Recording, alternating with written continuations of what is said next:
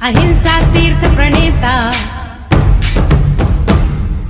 अहिंसा तीर्थ प्रणेता, जय जय हो भारत गौरव राष्ट्र संत प्रमुख सागर। स्वर्णिम स्वर्ण जयंती का अवसर ये महान है, मिलकर हम मनाएंगे गुरुवर देश की शान है प्रमुख सागर। जय हो गुरुवर प्रमुख सागर, जय हो गुरुवर।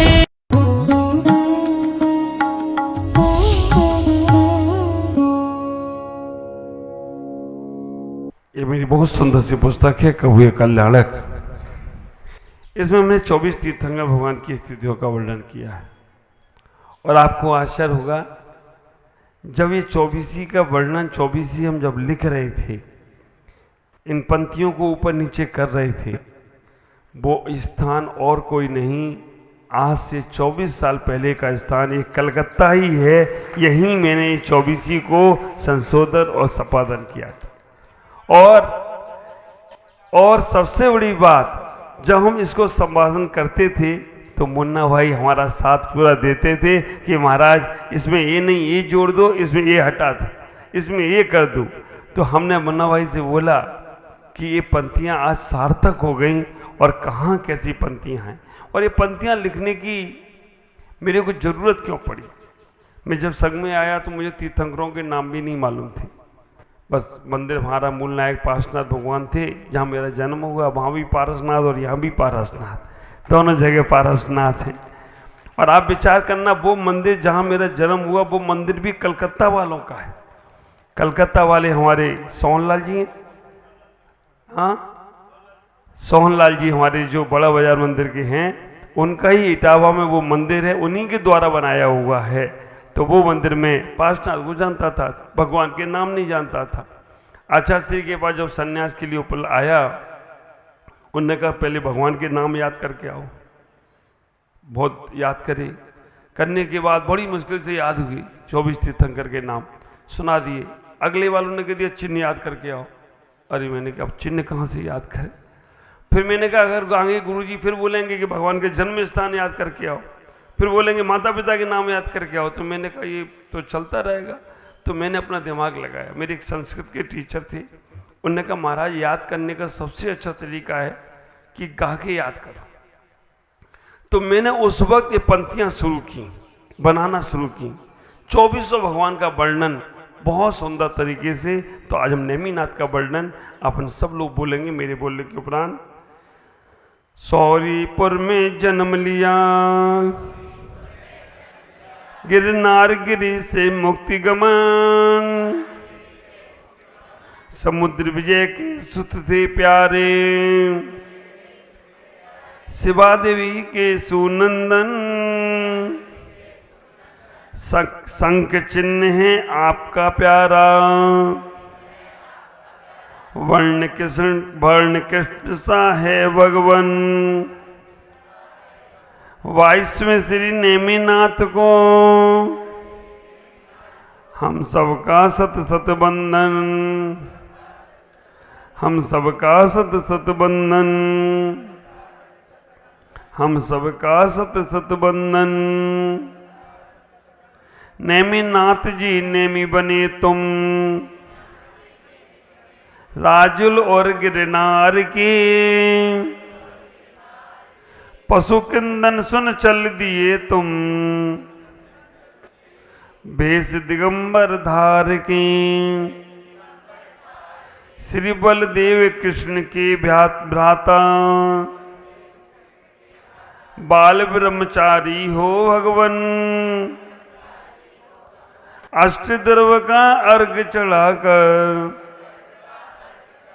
हम सब करते हैं पूजन, हम सब करते हैं पूजन,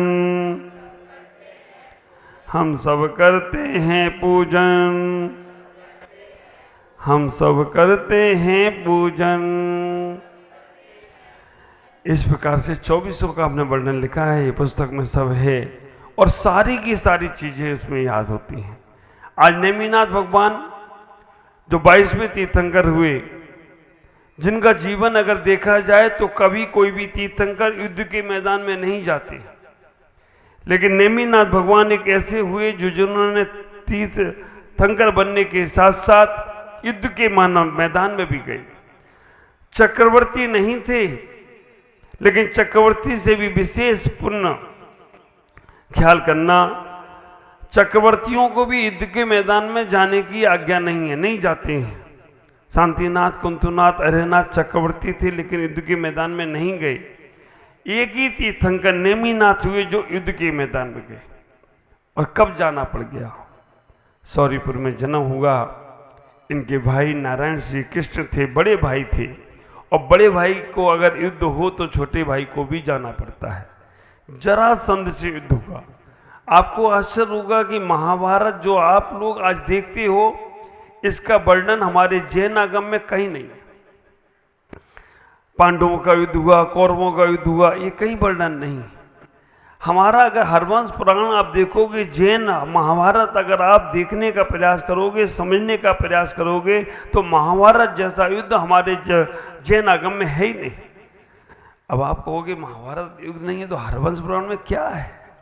हरवंश पुराण में नारायण श्री कृष्ण नारायण थे और जरासंध पृथ्वी नारायण था। इन दोनों का युद्ध हुआ। तो जरासंध की तरफ से कौरव लोग आए और नारायण श्री कृष्ण की तरफ से नेमिनाथ गए, पांडव लोग गए। बस उसी युद्ध को वहां अन्य संप्रदाय में महाभारत का रूप दे दिया गया। ख्याल करना, जब नारायण श्री कृष्ण जरासंध से युद्ध लड़ने के लिए गए, तब उस वक्त नेमिनाथ भगवान भी उस युद्ध में गए और वहां जाकर उन्होंने कोई अस्त्र शस्त्र नहीं चलाई, ना अस्त्र शस्त्र उन्हें उठाने की आवश्यकता पड़ी, लेकिन उन्हें वहां जाना पड़ गया।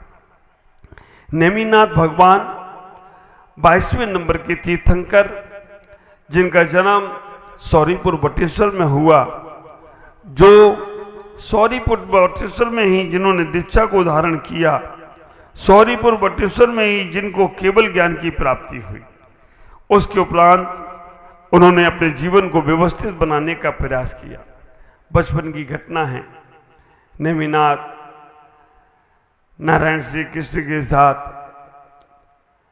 भ्रमण करने के लिए निकले। करते करते एक सरोवर में स्नान किया। सरोवर में स्नान करने के बाद उन्होंने अपनी धोती दुपट्टा जो भी पहन के नहाए होंगे, वो अपनी भाभी रुक्मणी को देने का प्रयास किया कि भाभी इन्हें धो देना। आप विचार करना कब वो बाण उनके वचन उनके दिल पे लग गए। उन्होंने कहा ज्यादा कपड़ा धुलवाने का शौक है तो धुलवाने वाली लेकर आ जाओ। आप विचार करके रखना, ज्यादा अपने कपड़े धुलवाना है तो धुलवाने वाली लेकर आओ। ये बात उनको लग गई। उन्होंने कहा, मन में विचार आया कि मैं नारायण श्री कृष्ण की पत्नी रुक्मणी हूं। नारायण श्री कृष्ण के पास बहुत ताकत है, बलभद्र हैं, नारायण हैं, बलभद्र उनके भाई हैं। नेमिनाथ के दिल में एक बात आ गई।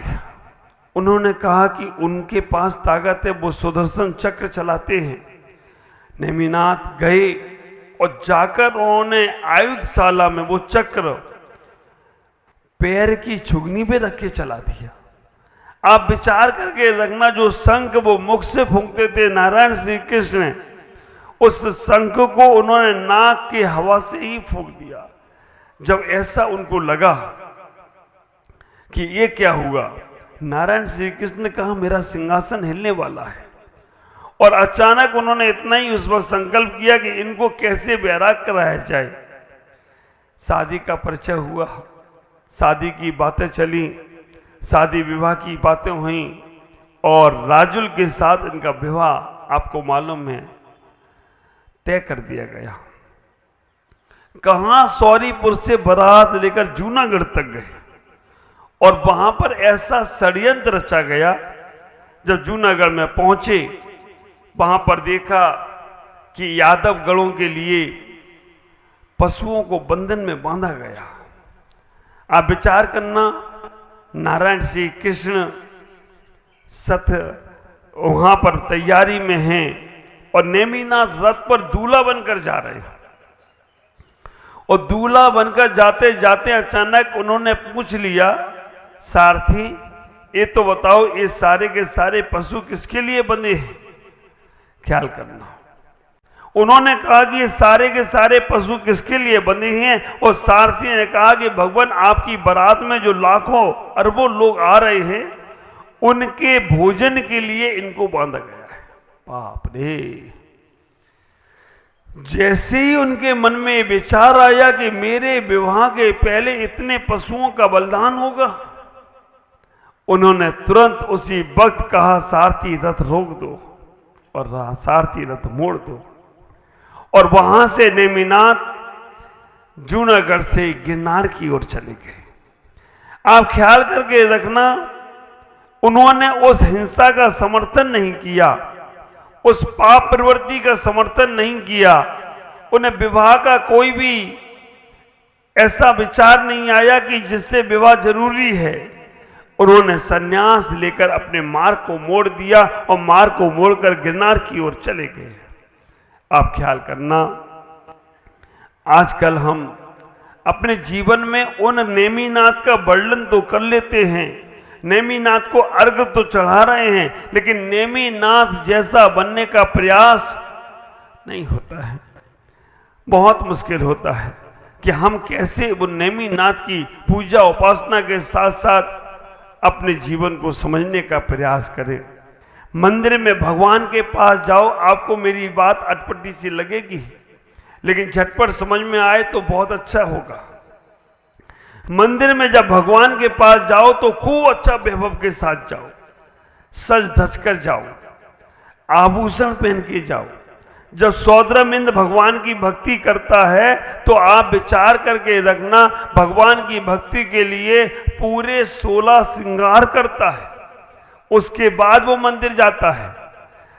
महिलाओं के 14 श्रृंगार हैं, पुरुषों के 16 श्रृंगार हैं।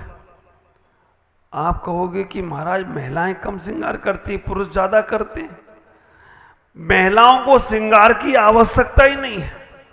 आप विचार करके रखना, महिलाओं को श्रृंगार की आवश्यकता नहीं है, श्रृंगार की आवश्यकता पुरुषों को है। आप रामायण देखते हैं, महाभारत देखते हैं, रामायण में बड़े बड़े कुंडल किसने पहने हैं? भगवान राम पहनते हैं।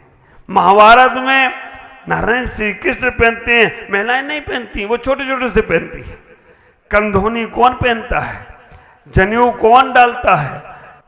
आप विचार करके रखना, पुरुषों के 2 श्रृंगार ज्यादा हैं, एक जनेऊ और एक कटार, ये महिलाएं नहीं लगा सकती।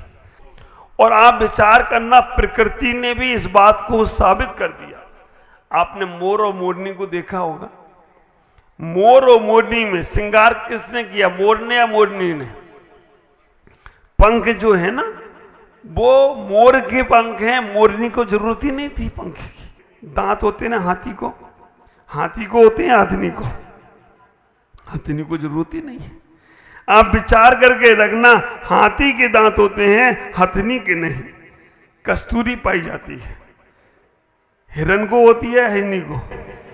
हिरन को होती है, हिरनी को कस्तूरी नहीं होती है। आप विचार करके रखना, जितना भी श्रृंगार है सारा का सारा पुरुषों का, महिलाओं को नहीं। नागमणि नाग को है, नागिन को नहीं। दांत हाथी के हैं, हथनी के नहीं। कस्तूरी हिरन को है, हिरनी को नहीं। आप विचार करके रखना, पंख मोर के हैं, मोरनी के नहीं। आप ख्याल करो, जितने सागर हैं वो सागर सारे के सारे रत्न महासागर में मिलते हैं, नदियों में नहीं, नदी में नहीं। आप विचार करना, 9 महापुत्र को गर्भ में रखने वाली मां तो है, लेकिन उसका नाम पिता से लिया जाता है। कहने का तात्पर्य यह है कि महिलाओं को श्रृंगार की आवश्यकता नहीं है, पुरुषों को श्रृंगार की आवश्यकता है। हम इतना ही विचार करें, नेमिनाथ भगवान जिन्होंने अपने जीवन में वैराग को धारण किया और सब कुछ किया, हम लोग उनके उस आदर्श से इतना विचार कर लें, हम श्रृंगार की सामग्री का उपयोग मंदिर में नहीं करेंगे, हम मंदिर में परफ्यूम लगाकर नहीं जाएंगे, हम ऐसी व्यवस्थाओं के साथ जिस मंदिर में हमारे जाने के बाद अतिशय और चमत्कार होते थे, जहां चंदन की और केसर की खुशबू आती थी, जिस मंदिर में चले जाओ आप, वहां चंदन और केसर की खुशबू आती थी, अब काय की आती है? अब परफ्यूम की खुशबू आती है। हम इतना ही ख्याल करें, आज नेमिनाथ के मोक्ष कल्याणक पर जिन्होंने अपने जीवन के उस आदर्श को मोड़ दिया, हम अपने जीवन में श्रृंगार से बचने का प्रयास करें। दो चीजों की बीमारी है, पुरुषों में व्यसन और महिलाओं में फैशन। अगर ये व्यसन और फैशन से बचते हैं तो इनका जीवन कहीं से कहीं तक पहुंचने का प्रयास करता है, कहीं से कहीं तक जाने का प्रयास करता है। आज इतना ही विचार करना कि हरवंश कुल में उनका जन्म हुआ और हरवंश में जन्म लेकर वो अपने जीवन को निर्वाण की ओर ले गए। मैं गिरनार पर्वत पे जब गया पहली बार उन 2003 में, आज से 21 साल पहले, केवल चरण थे वहां, कोई वेदी नहीं थी, कोई मंदिर नहीं था, कोई दत्तात्रेय की मूर्ति नहीं थी, केवल एक पंडा बैठता था वहां पर, पुजारी बैठते थे और वो वहां पर लोगों को दर्शन करने का सौभाग्य देते थे। मैं करके आया हूं। आप विचार करके रखना, जब हम नेमिनाथ की वंदना करते हैं तो वहां पीछे परिक्रमा में मूर्ति है, आज भी है, मूर्ति एक छोटी सी बनी हुई है, आज भी है। जब मैं वहां गया, पहली बार गया, जानकारी नहीं थी, तो भीड़ भाड़, हम अकेले और 10,000 वो लोग, लेन में लगकर दर्शन करना पड़ा। लेकिन जब मैंने वहां का एक सिस्टम समझा, पुजारी से बात की, उसने बोला, गुरुजी हम भी आपका आदर सत्कार करना चाहते हैं, लेकिन आप सुबह ना आओ दर्शन करने, सुबह बहुत भीड़ रहती है, सब डिस्टर्ब होते हैं, आप दोपहर में दर्शन करने आओ। और जब मैं गिरनार जी में दोपहर में दर्शन करने, आहार के बाद सामायिक के बाद जब दर्शन करने जाता था, आराम से 1 बजे निकलता था, 5 बजे तक मैं एक दिन में 2 वंदना करता था। शाम को 5 बजे जाकर पहुंचकर 5वीं टोंक पर खूब वंदना कर आराम से भक्ति कर पहली टोंक पे सो जाता था। फिर सुबह 6 बजे उठता था, 1 घंटे में 5वीं टोंक पे पहुंचकर वंदना कर चौथी टोंक, तीसरी टोंक, दूसरी, सब पहली टोंक तो आपको दिखती है। कितने लोग हैं यहाँ जो गिरनार जी गए? ओम जी गई नहीं? बाप रे, बहन होगा ना बहुत। अब तो रूप भी हो गया है, 10,000 सीढ़ियां हैं। तो आप विचार करना, पहली टोंक पे तो हमारे मंदिर दिखते हैं, दूसरी टोंक पता ही नहीं चलती कि कहाँ है, क्योंकि उसके आगे दुकानें लग गई हैं।